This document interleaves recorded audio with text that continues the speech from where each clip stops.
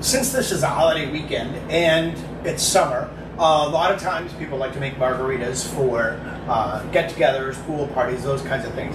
So what I'm going to do is I'm going to show a little trick that I have in regard to getting this salt on the rim of the glass.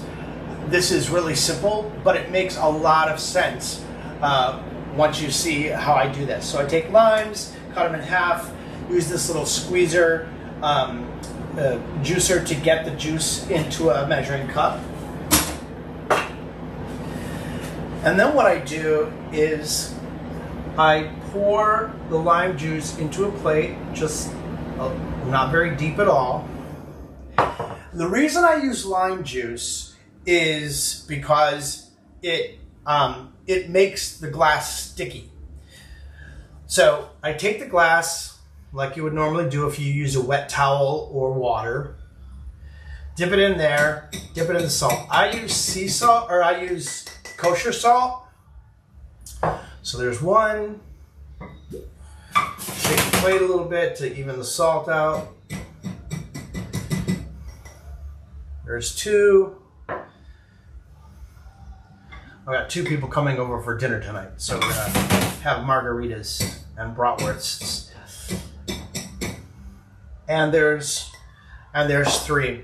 Now the reason I do it this way is when you do it right before you serve the drink, the salt doesn't get any chance to like adhere or stick to the glass.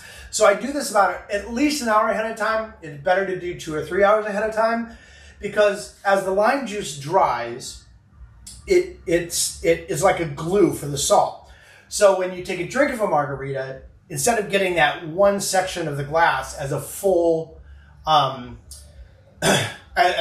of salt, you're only getting a couple of pieces, because as they dissolve from the lime juice that's stuck to the glass, you just get a little bit of the flavor of salt, not a mouthful of salt. So this is a really good idea for summer parties, for margaritas. Again, 3 hours ahead of time is better. It gives the lime juice on the rim time to dry.